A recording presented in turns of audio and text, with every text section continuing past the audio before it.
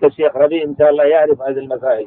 ما يمكن أن يقول المصلحة، حتى الشيخ بن باز نحن نعرف أنه أجاز للفعل وجاء ناس يسألون أجاز. فهل هؤلاء أعلم من الشيخ بن باز؟ أنا أقول إذا كان مسألة التقليد، وإذا كان مسألة الاستدلال والتعقل، فالعقل يقتضي ما دام أجازوا للمصلحة للبلاد العربية، فعلينا جميعا أن نقول لبلاد الغرب بدرجة أولى، لأننا نحن الآن مكتوف الأيدي هنا أكثر مما هم هناك. هذا واقع ولا ما هو واقع؟ أنتم تقولون بالحق. نعم يا شيخ، ولكن يا شيخ ما فقط يا شيخ هنا رأي لكم لا بأس. هذا رأيكم. أيضا اسألوا المشايخ الشيء كأنكم أنتم اعترفتم على التعاون، ذهبت المسألة من التعاون للانتخابات ولا كيف؟ هم يريدون أو يجيزون جمعية تجيز التعاون مع غير السلفيين، ونوع التعاون منها الدخول في الانتخاب وأنتم لا تجيز، ونوع التعاون منها الدخول في الانتخاب وأنتم لا تجيزون حتى ولو مثل المصلحة. نحن مع شيخ مقبل في هذه المسألة. حتى ماذا قال شيخ مقبل في المصلحة؟ كما سمعنا من شيخ مقبل، شيخ مقبل لا يرى الدخول إلى الانتخابات والديمقراطية وأحزاب. هذه كلها أنا عارف فتواه. أنا إن شاء الله يعني جلسنا معه أيام كان هناك في مكة، وكل هذه فتاوي كلها جاءت على اليمن، لأن هؤلاء الشيخ الزنداني وغيرهم ينادون بالديمقراطية الانتخابية وغيرها. ما حكم على كل البلاد، هو أنت على يقين في هذا إن شاء الله. لكن إذا كان فرضنا، هل ذكر هو البلاد الغربية عامة؟ لا نكون مثل أولئك الذين يأخذون النص ويقولون يجوز البول في مباشرة، ولا يجوز البول في الإناء ثم صب الماء في البحر، ولا يجوز البول مباشرة. بارك فيكم يا شيخ. ولكن التلاميذ من شيخ مقبل اسمه عبد المجيد البرعي عنده كتاب رد للديمقراطية والانتخابات وكذا، وعندنا هو ذكر البلاد الأقلية، الصومال، الحبشة والهند يعني بورما، وذكر هذه كلها انتخابات وديمقراطية بإجمال. على الإجمال أنتم تعممون الحكم. يعني هو جاء هنا يا شيخ حلقة محاضرة في القضية. صحيح. ضد القضية هو جاء هنا محاضرة عندكم. فاتونا النسخة إن شاء الله. بعدين ديمقراطية الإسلام وهو هنا يا شيخ بالعربية طبعا هو أبو حكيم، وهو يا شيخ هو هنا وهو ألقى المحاضرة. بعدين الشيخ خليفة طيب الآن تركز لنا واحد بأنكم أنتم موافقون لهم أن الاشتراك في الانتخابات هذا يجوز بحال من الآن، سواء كانت مصلحة أو غير المصلحة، لأن المشايخ همموا. هذا الذي تقوله. هؤلاء ما يقولون بمصلحة يا شيخ. هذا كلامهم يا شيخ. فإذا أنا الآن نريد نأخذ مؤاخذاتكم. لو زادوا مصلحة كأنكم تجيزون ولا ما تجيزون؟ هذا مو زاد مصلحة. لو زادوا لو قلنا لهم، أنا أقول لهم مثل ما أقول لكم أنتم أخطأتم هناك، مثل ما قلت أنا هنا حيث أنا أقول لهم أخطأتم، والإخوان اعتراضهم معقول. لو قلتم للمصلحة، والمصلحة لا يعرفها إلا العلماء الذين في المحل موجودين يرفعون المسألة، فإذا زادوا المصلحة أنتم توافقون أو لا توافقون؟ يا شيخ إذا جاء رجل وصور لك أن هذا الأصل في الدين أن الديمقراطية يجوز، نعم، هذا صور القضية ما فصل وما يأتي بتفارضنا أبدا. طيب فهمت كأنك تقول ما فصل لنا والدنيا عرفت فتواه بأنه يجيز مطلقا حتى لو كان في بلد إسلامي أو شيء. طيب الآن فهمت أنا الله يبارك فيك، واضح جدا، سؤالك واضح. فرضنا قلنا لهم أنكم بهذا الفتوى أخطأتم، أنا بنفسي أقول اخطئون في هذا، أنا أقول في وجههم أنكم إذا أفتيتم بهذا فقد أخطأتم. لكن أسألكم، هل تجيزون للمصلحة؟ الأخ أبو هذيفة قال لا نجيز حتى للمصلحة. طيب لا يا شيخ، لا هذا يا شيخ. نريد موقف الشيخ مقبل في بماذا؟ ماذا فهمت؟ لأن الفرق قد يكون ماذا فهمت من موقف الشيخ؟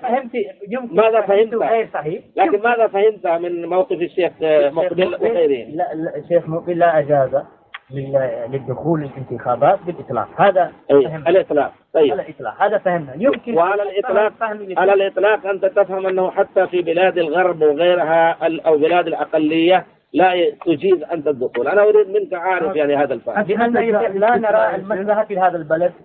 طيب لك رأيك، جزاك الله خير، يحترم لرأيك. نعم هذه مؤاخذة واحدة. بس المشكلة شيخ الاستثناء يا شيخ لا بد أن يأتي من المسألة. نحن يا شيخ شيخ بن باز شيخ ولا ما هو شيخ؟ طيب هو استثنى ولا ما استثنى؟ لا الآن كنتم أنه في الشرط. أولا يا شيخ في الخليج، سبحان الله، إذا كان الشرق والخليج وهم مسلمون كلهم يجيز فيهم في المصلحة، ففي بلاد اللي فيها مسلمون مثل الملح ما يجيز. اسألوا أي عالم، اسألوا بهذه الصيغة أن الشيخ بن باز يجيز الانتخابات للمصلحة في الشرق الأوسط، فهل يؤخذ منه للمصلحة؟ هل يؤخذ منه أنه يجيز الشيخ بن باز في بلاد الغرب اللي فيها مسلمون أقلية أو لا يجيز؟ أي واحد اسألوا الذي أنتم تعرفون شيخ خالد أو فلان وفلان، هل يؤخذ منه جواز أو لا يؤخذ؟ أنا أعطيكم من الآن جواب من طرفهم أنهم يقولون إذا كان الشيخ يجيز ذاك يجيز في بلاد الأقلية بدرجة أو لا. الآن قولوا لا أجاب عنكم هل هذا صحيح ولا ما هو صحيح؟ انقلوا عني هذا. نعم. طيب فإذا أنت تقول أنا لا أجيز لأنه لا مصلحة، رأيك لك رأيك. طيب هذا واحد لا في. طيب فهمنا الآن.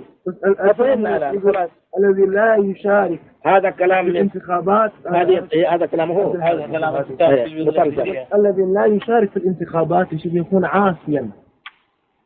إذا اختاروا شخصا مفسد نعم يكون عاصي. إذا يعني من طاعة الله أن يشارك. لا ومن لا يشارك هو أنا ما أدافع عنه، لكن شرطه أنا أفهم جيدا. الذي أفهمه هو أنه إذا اختير شخص مفسد، تعرف أنه هناك شخص مفسد إذا اشترك المسلمون وأقاموا من جهتهم نائبا شخصا مصلح، قالوا بالانتخاب يأتي مصلح بدل المفسد. إذا كان هذا ظن غالب موجود ما ذلك لم يقوموا بالانتخاب ولم يشتركوا، ماذا ترى أنت في هذا؟ الآن في الهند أنا أقيس نفسي في الهند، في الهند في الحقيقة هناك مسلمون وهناك وثنيون من منطقة واحدة يقومون. المسلمون يدعون كل واحد تعالوا آتوا أصواتكم للمسلم، وهم فيهم من يكسب، من يشترى ويعطى فلوس ويأخذ أصواته للوثني. ماذا تقول فتوى هذا الشخص الذي يذهب إلى الوثني ويترك المسلمين؟ هل يكون عاصيا أم يكون شيخ الوضع هذا ليس وضع هنا يا شيخ. هذا لك في هذا، لك أن تكون في هذا، لكن هنا شرط هذا. وإذا لم يكن الوضع هكذا معناه ما يزيد. فإذا فتواه مقيد، فتواه مقيد ليس في الذي يظهر لي. أنتم اسألوا أي شخص عالم هل عرفتم هذا على مشايخكم الذين الشيخ خالد أو فلان أنا ما عرفتم ولا فهمتم أنتم؟ بس أقول الشيخ الصورة غير الواقع. الصورة غير الواقع. ليش؟ كلهم يا شيخ مفسدون كذابون كلهم. يعني ما رأينا لو كان مسلم مهما كان مسلم. شيخ نذير هذا الذي جاء الآن في البرلمان موجود هو كذا. شيخ نذير هذا أيضا يبدأ من باب الانتخابات. هو لورد يا شيخ. هذا لابد أن يكون أيضا مين ينتخبه؟ لا هو يشتري يا شيخ اللوردشيب. الشراء يا شيخ. فرضنا فإذا نقول واحد يشتري مفسد وواحد مصلح، فيكون عاصيا. إذا ما فرضنا ما ندري إذا كان مسلم يصلح إن شاء الله. فإذا كان نقول إذا كان هذا يعرف أني إذا تركته فهو يعني يذهب إلى مفسد، فيجب عليه أن يقوم إذا كان نيته جيدة فيقول اجعلني على خزائن الأرض إني حفيظ عليم. يجب عليه، فيكون عاصيا بالفعل عاصيا إذا كان يعرف أنه يترك الموضوع للكفار ولا يسعون للمسلمين. الفتوى إن شاء الله نقول ما ندافع عنه، لكن كان ينبغي أن يقيد بهذه الشروط حتى لا يكون لأحد فيه كما قلت أنت أنه عمم، فلا بد أن يصلح. هذا خطأ منه. طيب ويعتقدون هذا يا شيخ. حتى تاج منير هو رئيسهم، هذا الجمعية الرئيس تاج منير. نعم. وهو داخل في باكستان وهو سنة كانت سنة الآن. طيب هل تعترضون على دخوله في الانتخاب؟ تعترضون؟ نعم. لماذا؟ لأن الشيخ بدي قد أفتى بهذا. نعم. قال أنه حرام الدخول في هذا.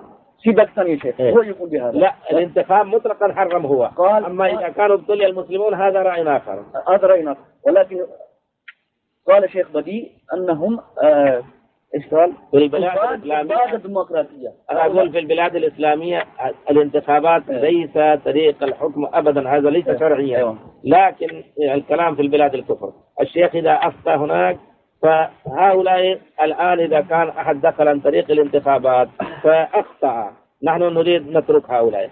طيب هؤلاء يعني شيخ ساجد لباكستان، لكن نريد هنا ساجد أميرهم عام، هذه الجمعية لا يا شيخ. كما كلمت مع عبد الهادي وقلت له من الأمير؟ قال هذا أميرنا الأول. هو أمير لا كل الآن جمعية أهل الحديث له أمير في بنغلاديش، له أمير في الهند، له أمير في باكستان، وأمير هنا، وأمير إذا كان في أي مكان فيكون أمير منفصل لا علاقة له بالتنفيذ أو شيء. لكن الوجه العام مثل ما أنتم تتفقون في العقيدة الصحيحة إن شاء الله، لا تاويل ولا تشبيه، كلهم متفقين الآن. هل هذا الكلام من عبد الهادي؟ نعم. هذا كلام هل يخالف المنهج يا شيخ أم لا؟ هذا كلام إن شرعية يؤيد. أنا لا تسألني، أنا أريد منك أن تأخذ. أنا أقول الانتخابات في البلاد الإسلامية عامة، الانتخابات ليس طريق الحكم الشرعي أبدا. ولكن إذا كان الإنسان، هذا فتوى أنا يعني إن شاء الله نقول مو فتوى، هذا فهمي والجواب على سؤالك، بأنه إذا كانت هناك حكم أو حصول على الحكم إذا كان لا يمكن إلا عن طريق الانتخابات، وإذا ترك الدخول في الانتخابات فربما يتسلم الحكم والكفار، وإذا كان الدخول في الانتخابات ينجح المسلمين فيجب أن يدخل المسلمين، يجب وجوبا يعطونا على هذا، لأن يوسف عليه السلام دخل وطلب العمل معهم وهم كفار. هذا كلامك يا شيخ، هذا كلامي رأي، هذا رأي، وأنا موافق لكل من يقول مثل هذا. يا شيخ نحن لا نفرق الناس على هذا الفتوى، لأن هذا فتوى من شيخ عبد العزيز من باب المصلحة، ولكن وهذا الذي نقول المصلحة. أما بالبلاد الإسلامية لا يسع، الذين أفتوا في البلاد الإسلامية يجوز لهم أن يفتوا في هذا. بارك الله فيك. ولكن هذا يا شيخ نحن نريد نسألكم. عرفنا أن اعتراضكم بناء على فتوى العلماء بأن دخول الانتخابات وقولهم بجواز دخول وعدم دخول يسبب الإسيان، هذا من خطئهم. الشيء الثاني، اعتراض الثاني الله هذا الذي تعترضون عليه، فهمنا هذا إن شاء الله. وأنتم لا ترون، وقلت أنت أنه لا يجوز دخول حتى للمصلحة مخالفا للشيخ ابن باز وأنت المجتهد وراءه. نعم. لا يا شيخ، نحن يا شيخ نحن نختار الفتوى المشاهد، ولكن لا نفرق الناس بهذه الفتاوى. لا فهمنا، لا نفرق البلاد. لا هذا ليس سبب الافتراق يعني بين السلفيين. تفريق الآن أيضا اعتراضك عليهم. لا يا شيخ، الملاحظة يا شيخ عندهم ملاحظة المنهجية، لأن هم يقولون إن الشريعة يؤيد. هذا فرق كبير يا شيخ بين المصلحة. طيب أنت هل فهمتهم مفاهمة بأن الشريعة أدلتها بأنها لا تجيب؟ أنت تفاهمت ما هم. إذا كنت لا تجعل تفرق سبب التفرقة بينك وبينهم، لا يجوز لك أن تتكلم في مجلس هذا، فأنك قلت إن هذا الفتوى ليس سبب التفريق بيننا. طيب ما هو هذا الفتوى؟ الشيخ عبد العزيز بن باز رحمه الله خلي يوضح هذا. إذا كنت تقول أنت ماذا يقصد الشيخ أبو حكيم، إذا خالف مقصدك فأنت أنا أبين لك. الفتوى من شيخ عبد العزيز بن باز الفتوى من باب المصلحة. إذا من لا قال شيخ عبد العزيز الديمقراطية من الإسلام أو الشرعية يؤيد الانتخابات. شيخ عبد العزيز رحمه الله تعالى كما رأينا أو كما فهمنا، شيخ عبد العزيز قال يجوز دخول الانتخابات من باب المصلحة. ولكن هؤلاء يا شيخ لو قال عبد الهادي أو جمعية أهل الحديث قالوا هذا الكلام، يجوز الدخول في الانتخابات في بريطانيا لأجل المصلحة، توافقهم ولا تخالفهم؟ نترك هذا. لا نترك الآن ما دامت المسألة فيها، لا نترك. الآن يا شيخ نحن يا شيخ نقول يا شيخ أولا هؤلاء يقولون بمصلحة، أنتم جئتم بكلام أنهم يكون بمصلحة، فهؤلاء يعرفون الأصل حرام ويعرفون أن الديمقراطية حرام، ولكن إيش يقولون على منابر، إيش يقولون في جرائدهم أنه حلال.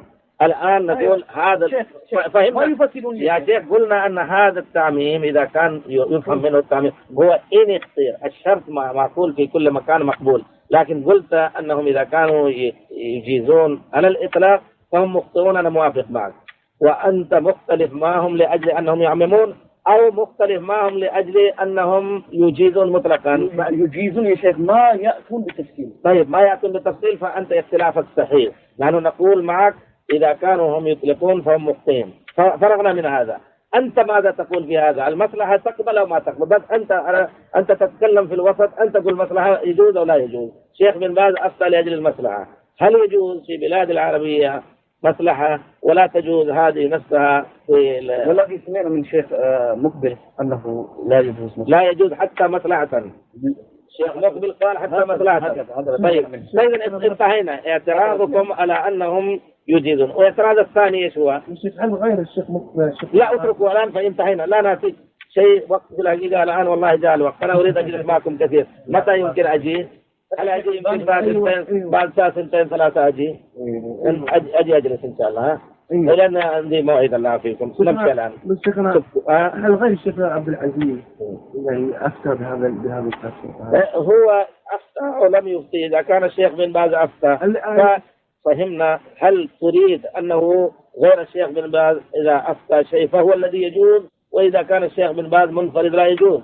لا أقول يا شيخ اللي رأينا أن يعني جميع المشايخ يا شيخ على غير ما ذهب إليه الشيخ. لا بد أن المشايخ، أنا أقول لك أجبت عنهم، عن محمد الهادي، عن شيخ ربيع، عن فلان، إذا وضحت لهم المسألة بأنه الأمر كذا وكذا أجيب عنهم إن كنت مخطئا وأنا صرت نائبا عنهم خطأ، فهم يخطئونني بأنهم إن شاء الله يجيبون، لا يمنعون المصلحة. فإن شاء الله ساعة سنتين أنتم فارغين أو ساعة ثلاثة تقريبا ولا؟ نريد أن نجلس الله فيك، نريد أن نعرف. لا بعدي، لأن الآن ساعة واحدة الحضور جاي المشايخ الشيخ ساجد مير وغيرهم دعوني هناك في الاجتماع الله فيك. فأنا أروح في بيت واحد من الإخوان اسمه كرم تعرفونه؟ كرم بشير كرم كذا، هو دعاهم على الغداء. فالآن نكمل. طيب متى تأتينا فرصة؟ أنا والله لو كان انتهينا من هذا في الليل أنا أسافر إلى لندن، لكن أجلس لهذه المصلحة ولو إلى غد. لكن إذا كان تعطونا في الليل الوقت الآن ثلاث إيش يعني ما كان ضروري يترك هذا إذا كان ما هو مؤقت. الآن مثل هذا الوقت لو ما كان مؤقت ما كنت أروح، لكن إذا ما كان أمرك مؤقت يمكن أن يوجل فخلي ساعة ثلاثة أجي. العمل بسنة نحاول إن شاء الله. ساعة ثلاثة أنا أجي الله فيكم أكون الوقت. أنتم مكتبكم مفتوح إلى أيوه. طيب نروح إن شاء الله. السلام عليكم. ما نريد يعلم الله إلا أن نصل إلى شيء إن كان فيهم أشياء لابد أن نقول أنتم، لأنك أنتم عرب. إذا كنت تريد أن تسأل عن أهل مكة شيء اسألني أنا حتى أخبرك، ويكون لأجل هذا المعنى أسأل أنتم عرب بهم وأنتم مخالفون لهم. لماذا؟ حتى نقول هذه مخالفة على حق أو مخالفة على باطل. إن كان على حق لابد أن تقبله، إن كان على باطل على رأي مسألة اجتهادية فهذا يعني الاختلاف لا ينبغي أن تفرقوا بينكم. إن شاء الله نرجع.